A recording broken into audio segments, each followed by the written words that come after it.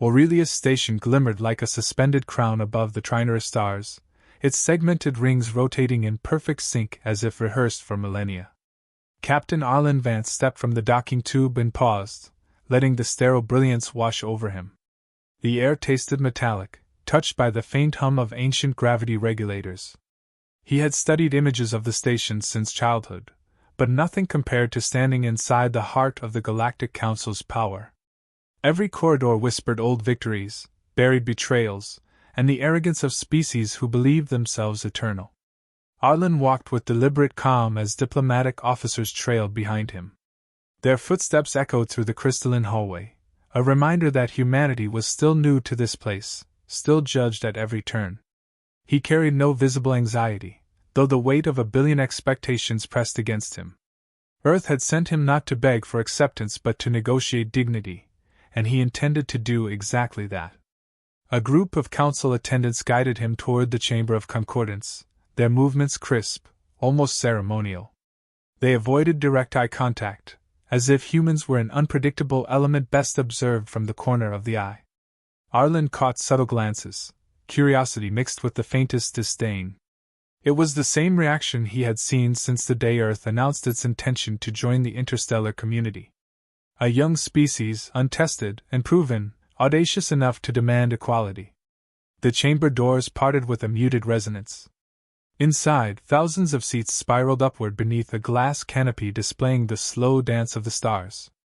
Delegates from across the galaxy gathered in shimmering clusters, each species adorned in traditional compacts or biological modifications that reflected their culture. Conversations quieted as Arlen stepped forward. Humanity had arrived. Counselor Diaricul Varen stood at the central podium, tall and draped in dark ceremonial armor. His scaled features tightened slightly, a gesture that signaled displeasure in his species. Arlen had read every report about Varen, every political maneuver and whispered strategy. Varen was known for shaping treaties that trapped young civilizations in layers of obligation so dense that escape became impossible. Captain Arlen Vance, Varen announced, voice rich and resonant. The Council welcomes the Terran sovereign domain to the chamber. May today mark the beginning of harmony. Arlen offered a polite nod.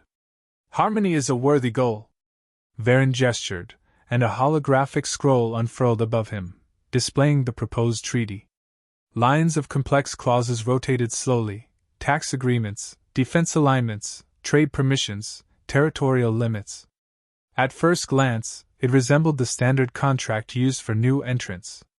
Arlen had memorized the baseline template weeks ago. This, however, deviated in ways subtle enough to deceive most newcomers. Varen continued, "This treaty reflects our desire to guide rising civilizations.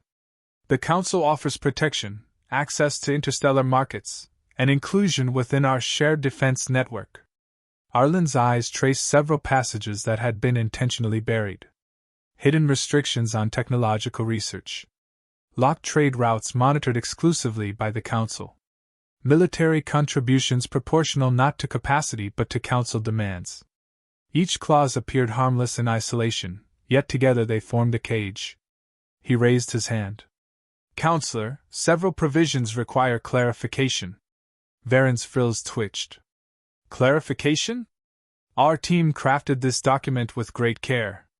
It mirrors agreements accepted by dozens of species.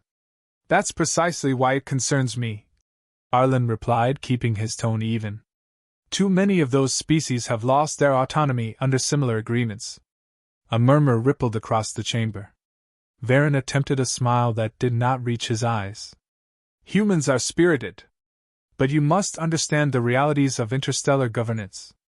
We guide younger species so they avoid destabilizing blunders." Arlen stepped forward, meeting Varen's gaze without flinching. "Humanity appreciates guidance, not domination. Clause 17A grants the Council unilateral authority to direct our defense forces.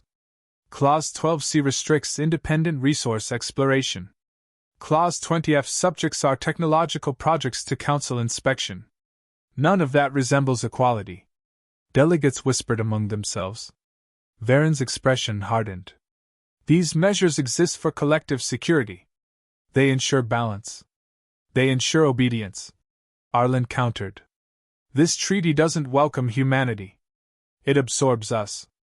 The chamber fell into a brittle silence. Varen's voice dropped, almost intimate. Do not mistake caution for hostility. Humanity is young, energetic, unpredictable. The Council must ensure that your species does not disrupt the order we have maintained for 10,000 cycles. Arlen studied him for a long moment. This was the truth behind the polished diplomacy, fear disguised as oversight. They feared competition. They feared innovation. They feared that humanity, unpredictable and relentless, might shift the weight of the galaxy. He exhaled slowly. Then we have reached an impasse. Varen leaned forward. Captain Vance, surely Earth will not risk isolation. Your world stands on the threshold of unparalleled opportunity. Accept the treaty, and your species will flourish under our guidance. Arlen walked to the table, placed his hand on the edge of the holographic scroll, and pushed it gently back toward Varen. The simple gesture echoed like a strike of thunder. Humanity does not sign chains, he said. Shock rippled through the chamber. Several delegates recoiled. Others watched with sudden intrigue. No species had ever rejected a council treaty so openly. Varen's composure fractured. You cannot simply refuse. The council expects compliance. We seek cooperation, Arlen replied. Not compliance. When you are ready for an honest partnership, you know where to find us. He turned, signaling his team. The humans followed without hesitation, their footsteps steady as they exited the chamber, leaving a wake of stunned silence. Behind him, Varen hissed, voice low and venomous. You will regret this defiance. Arlen didn't look back. We rarely regret choosing freedom. As the doors closed, he felt the pressure lift. He knew the repercussions would come swiftly: political pressure, economic retaliation, covert operations. The Council never tolerated defiance. But humanity had made its choice. And the galaxy had witnessed it. Arlen breathed deeply, steadying himself for the storm he knew was already gathering around them now. Human Fleet Command relayed its first distress signal only 3 days after the failed treaty session. Arlen Vance stood inside the Terran diplomatic suite aboard Aurelius Station, listening as the message replayed through the room's speakers. Static warped the transmission, but the urgency cut through the noise clearly enough to tighten every muscle in his body. Unknown raiders breached the Helios perimeter. Civilian transports hit. Requesting immediate support. Repeat, immediate support. Arlen steadied himself beside the console. Helios Station sat on the fringe of human territory, usually far from conflict. Pirates rarely strayed near defended zones unless they expected a minimal response. Someone had encouraged them. Someone confident humanity would be too distracted to push back. He opened a secure channel. Admiral Corrin appeared, her uniform scorched near the collar. Captain, this attack isn't random. These raiders knew our patrol timing and precise shipping lanes. Losses? Arlen asked. 2 cargo ships, 1 short-range habitat, and several drones. They escaped before our reinforcements arrived. Arlen absorbed the report. He felt the familiar weight that came whenever a threat targeted innocents. I'll address this immediately. Maintain defensive positions around Helios. Corrin nodded and cut the link. Arlen turned as Lieutenant Senahale, his lead analyst, approached. I've been reviewing the raider signatures, she said. Their drive emissions resemble vessels contracted by Council security contractors. He expected this, though hearing it confirmed still drew a flare of anger. Which contractor? Myro Consortium, she said quietly. They operate under Council authorization. And they've been linked to several coincidental incidents involving new civilizations. Arlen lowered his voice. Then this is pressure. Senna nodded. Calculated pressure. They want Earth overwhelmed. Arlen walked toward the wide viewport. Aurelius Station floated beyond the glass, its polished structure reflecting sunlight across the void. The station's grandeur masked the undercurrents of manipulation running through its halls. He had the same sensation he once felt negotiating with corporate tyrants back on Earth, Everyone smiling, everyone plotting. The door chimed. An attendant from the Yulari delegation stepped inside, her movements quick and nervous.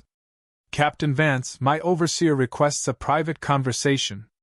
Immediately. Arlen signaled permission. A moment later, Overseer Rael entered. The Yulari were slender beings with translucent skin that shimmered faintly. Rael bowed, an unusual gesture for his species. Captain, forgive the intrusion. I bring news you must hear. Arlen motioned to a seat. Please. Rael folded his limbs neatly. After your rejection of the treaty, the Council convened a private session. Many of us were excluded, though I received fragments of their discussion through unofficial channels. Arlen leaned forward. Go on. The Council intends to present your species as unstable. They plan to release manipulated reports framing humans as aggressors toward neighboring systems. They believe this will force you to accept oversight. Senna stiffened. They want justification for sanctions. Rael nodded. And for direct intervention. It is an old strategy. They have used it on my people. Arlen met Rael's gaze. The Yulari had been forced to surrender their hyperspace patents centuries earlier, never recovering independence afterward. The sight of Rael standing there, an overseer of his own species' diminished sovereignty, struck Arlen harder than he expected. He spoke carefully. Thank you for warning us. Why risk assisting humanity? Rael's voice carried a quiet tremor. Because I see what they fear. Not your power. Your refusal. You declined the role others accepted because they saw no alternative. If you resist, perhaps others will remember they once could. Arlen absorbed the statement. It wasn't alliance. It was hope. And hope could be dangerous in a place built on hierarchy. I won't forget this, Arlen said. Rael bowed again and left. Senna crossed her arms. We need concrete proof. Something undeniable. We'll get it. Arlen tapped the datapad. Start examining every raider signature. Track financial ties to the consortium. Follow the supply routes. Senna's eyes lit with determination. And if the Council interferes? We expose them publicly. Hours later, Arlen walked through the diplomatic wing toward a scheduled forum. Delegates filled the corridor, most avoiding him. Some whispered openly. A few offered stiff nods, unsure of how to approach the man who had challenged the entire order of things. Inside the forum chamber, several minor species discussed trade routes. Their conversation carried tension. They sensed the pressure building around humanity, and feared becoming collateral. A representative from the Athari approached Arlen. Captain, is it true the Council accuses your fleet of destabilizing the outer sectors? False, Arlen said calmly. Fabricated as leverage. The Athari exchanged uneasy glances. They've done similar things before. To us. We lacked evidence then, Arlen replied. I intend to gather enough evidence for every species that has ever been cornered. The room fell silent. His words carried a promise the others recognized: change. That night, Senna burst into Arlen's office, breathless. I found something. Arlen rose. Show me. She projected a data weave above the table: supply logs, encrypted transmissions, transaction trails. A distinct pattern emerged. The raiders received fuel, weaponry, and navigation updates from relay points funded by the Myro Consortium. Arlen analyzed the data. This is direct involvement. There's more, Senna said. The consortium receives funding from a council stabilization program. And that program is supervised by Councillor Varen. Arlen exhaled slowly. Then he planned all of this. A coordinated campaign, Senna said. Attacks, manipulated intel, political framing. Arlen's voice dropped. He thinks we'll cave. Will we? She asked. No. The following morning, Arlen requested an emergency audience with the council. The chamber filled quickly, delegates whispering with wary curiosity. Varen stood tall, his posture sharp. He expected weakness. He expected retreat. Arlen presented a single datapad to the assembly. Before you continue circulating false reports about humanity, you should understand that we know exactly who coordinates the attacks on our borders. Varen's eyes hardened. You dare accuse the Council? I accuse you, Arlen replied, projecting the evidence. The chamber illuminated with holographic trails linking raiders to consortium funds and Varen's oversight programs. Gasps echoed through the dome. Varen snapped. This is fabricated. Your signature is on the authorization files, Arlen said. Your encryption code appears in the transmission logs. Your programs supplied the raiders. Delegates turned toward Varen, their expressions shifting from curiosity to alarm.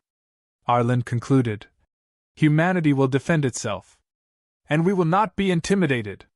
The chamber erupted in chaos as Arlen stepped back, leaving Varen seething beneath the weight of exposed dishonor. The struggle had moved from shadow to light, and the Council now understood humanity would not bow. The Council chamber filled with a tension that clung to the air like static. Arlen Vance stood at the center, facing a semicircle of delegates who appeared more unsettled than he had ever seen them. The evidence he had already presented during the prior sessions still echoed through their minds. Yet today's emergency gathering promised something even heavier. He had spent the night reviewing every data string that Senna Hale compiled. Their findings connected not only the Myro Consortium and its raider proxies but also several covert committees tied to the Council's financial backbone. The collusion reached deeper than he expected. The sabotage wasn't merely Varen's design, it was part of a broader pattern of dominance used throughout the centuries. Arlen walked to the podium as murmurs spread among the delegates.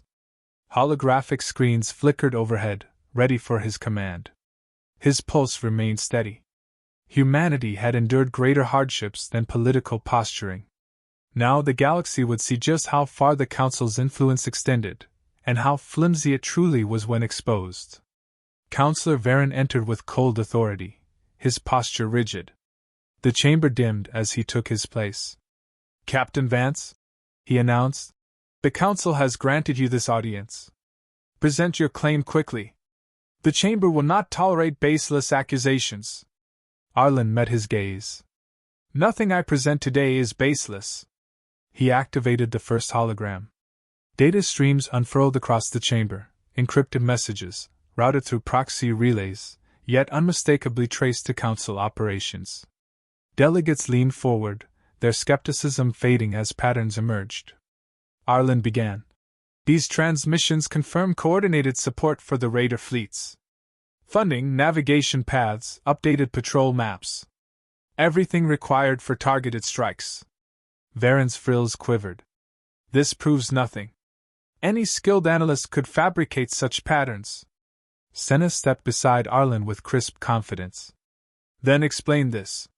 She projected a second set of logs, Council-stamped budget allocations that directly matched the raider timeline. Each authorization bore the imprint of Varen's division. Gasps rippled through the chamber. A representative from the Yulari rose. These authorizations are genuine. I recognize your encryption markers, Counselor. Another delegate stood, followed by a third. The chamber swelled with murmurs as connections formed. Many had suspected internal manipulation for years but never possessed definitive proof. Humanity's investigation had uncovered what countless species had only whispered about. Arlen continued. This sabotage isn't isolated. For generations, the Council has shaped the fate of developing civilizations. Threats masquerading as assistance. Protection contracts executed by manufactured crises. Forced dependency disguised as governance. Varen struck the podium with clenched claws. You twist our work into something sinister. Order must be maintained. Without structure, the galaxy collapses into chaos. Arlen replied. Order without fairness is tyranny. A hush swept across the chamber. Arlen projected the final layer of proof, a timeline of incidents involving lesser species, pirate assaults, economic constraints, and fabricated intelligence, each leading to forced treaties similar to the one proposed to humanity. He highlighted the gradual erosion of autonomy across those civilizations. It was a pattern too deliberate to be coincidence. The Athari delegate stepped forward. My people suffered under such tactics. We believed our misfortunes were the result of our own mistakes. It seems we were deceived. The representative from the Vexian Alliance added. We were told the Council intervened for our protection. Yet our territories shrank with each negotiation. Voices rose one after another, each recounting their experiences, aligning perfectly with the evidence displayed. Varen's expression hardened. You feed them convenient narratives. Do not pretend humanity seeks justice. You want influence, power, and disruption. Arlen held his ground. Humanity seeks sovereignty and honesty. If we wanted control, we would have accepted your treaty and played your game. Instead, we walked away. The statement struck the chamber with a force no weapon could match. Arlen moved closer to the podium's edge. The Council claims to safeguard the galaxy. Yet the evidence shows manipulation, coercion, and calculated exploitation. Your structure survives only because no one dared expose its foundation. Varen sneered. You presume to lecture us on governance? Human history is filled with conflict. Arlen nodded. True. And we learn from it. We know the cost of unchecked authority. That's why we refuse to let history repeat itself on a galactic scale. Senna displayed a final hologram, testimonies collected from minor species over decades, previously dismissed, now validated by the hard data Arlen provided. The chamber grew silent as the recorded voices spoke, frightened leaders, desperate civilians, small governments coerced into compliance. The sheer volume of suffering laid bare the Council's long-standing pattern. Rael, the Ilari overseer, stepped forward and addressed the assembly. For countless cycles, we accepted our place because we believed resistance was futile. Humanity's defiance reveals a truth we forgot: power endures only when fear silences dissent. The delegates turned toward Arlen with a mix of awe and apprehension. He hadn't merely challenged the Council, he had exposed its hidden empire. And in doing so, he'd given others a reason to question the system they once believed unchangeable. Varen attempted to regain control. Enough of this spectacle. The evidence will undergo full verification. Until then, this chamber will treat your claims as unproven. Arlen responded. Verification is welcome. But the galaxy has already seen enough to recognize the pattern. You exploited order to maintain dominance. A representative from the small Raluni Confederation rose. Captain Vance speaks with more integrity than I have heard in this chamber for years. Another joined. Humanity's courage forces us to consider what we have become complicit in. More followed. The chambers shifted as alliances subtly realigned. For the first time in centuries, the Council's authority wavered. Arlen addressed the assembly one last time. Humanity does not seek leadership over anyone here.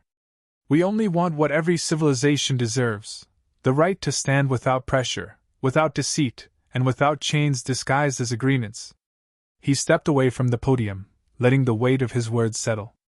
Varen's voice dropped to a simmering threat. You have stirred reckless sentiments, Captain.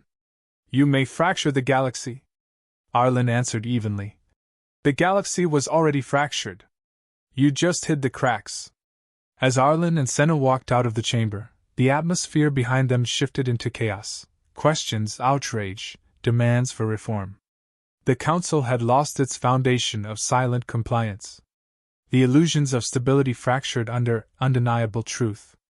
Humanity had not only resisted. Humanity had revealed the system for what it was. And now, the galaxy could no longer pretend it did not see. The chamber felt heavier than any battlefield Elias Vance had ever walked across. Not because of gravity. Pandera's orbital station kept that at a steady, human-friendly norm, but because every species present knew the moment would rewrite galactic precedent.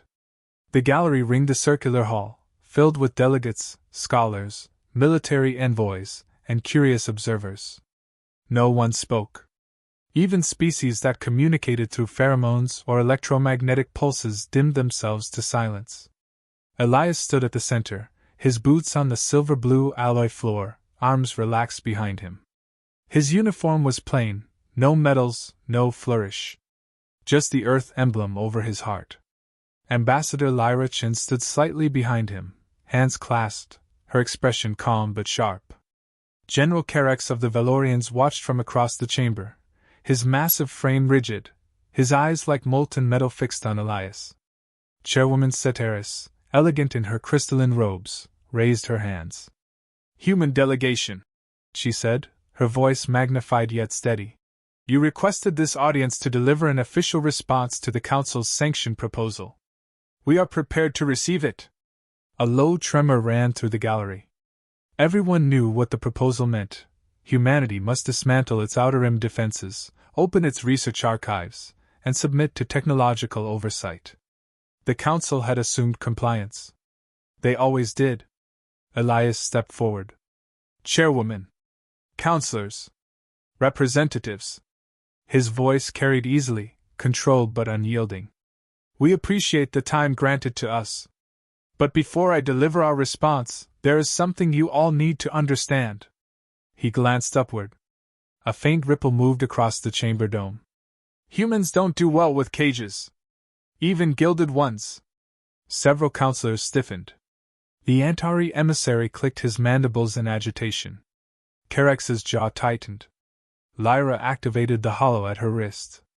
A projection rose above Elias, an image of the outer territories, glowing with markers representing human colonies, science stations, and refugee worlds they'd taken under protection. The network looked like a web of light stretching far beyond Earth's sphere. Ceteris tilted her head. "Your expansion remains unprecedented.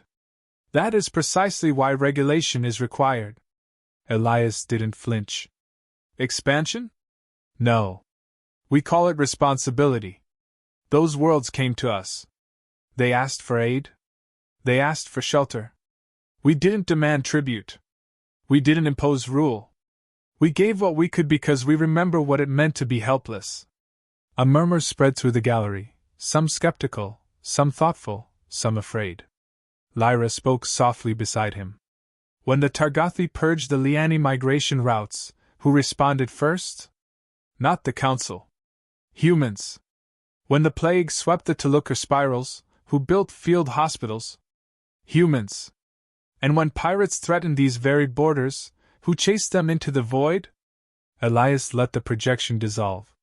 "Yet every time we help, every time we rebuild, the Council interprets it as aggression. Why? Because we didn't ask permission to be decent?" Ceteris folded her hands, concealing her discomfort. "Humanity's growing influence destabilizes the balance." "Balance?" Elias cut in sharply, though not disrespectfully. "There is no balance here. Half the species in this chamber are afraid to speak without first checking who else is listening. You call it order. We call it fear. And fear is the only thing you've asked of us since we arrived in this galaxy." Carex took a heavy step forward. "You mistake caution for oppression, Captain Vance." "No," Elias replied. "I recognize the difference. Oppression demands obedience. Caution demands awareness. What you're proposing, oversight, limitation, sanctions, that's not caution. That's control." The chamber dimmed slightly as the dome polarized.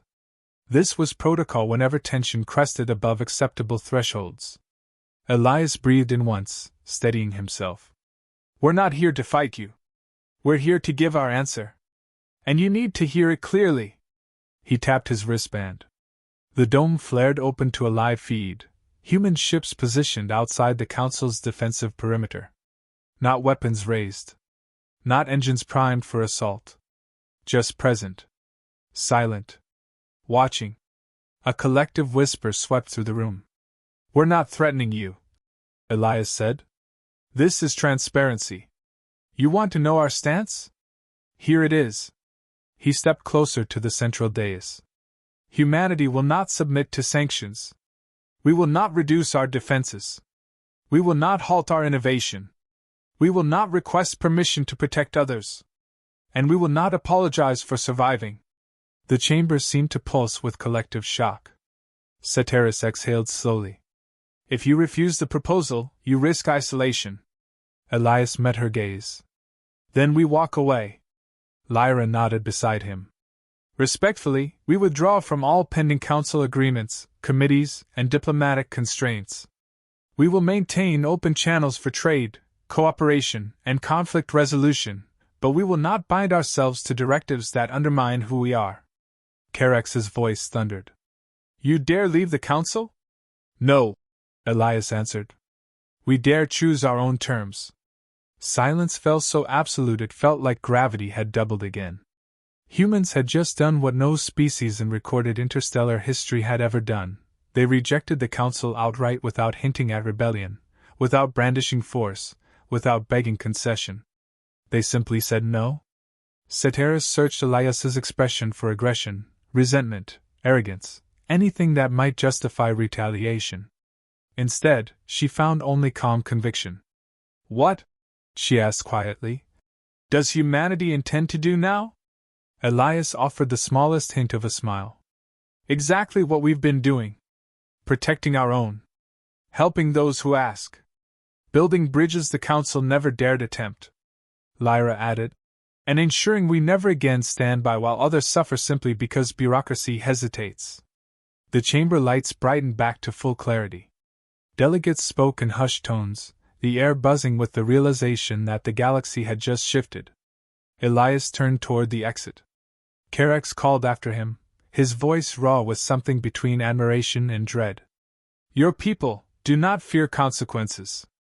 Elias paused, half turning. We fear plenty. We simply don't let fear decide for us. With that, the human delegation walked out, unarmed, unescorted, unafraid. By the time they reached their shuttle, messages were flooding the council network from dozens of species. Some outraged. Some shocked. Some hopeful. And a few, just a few, asking a question no one had dared ask before. If humanity can stand up to the council, why can't we? As their vessel lifted away, Lyra glanced at Elias. You know this changes everything. Good, he said softly. It's time the galaxy understood something. He watched the stars peel open ahead of them, bright and endless. Humanity doesn't take the seat offered at the table, Elias murmured. We build our own, and anyone is welcome, as long as they sit with us as equals. The ship leapt to light. And somewhere in the heart of the council station, the old order trembled.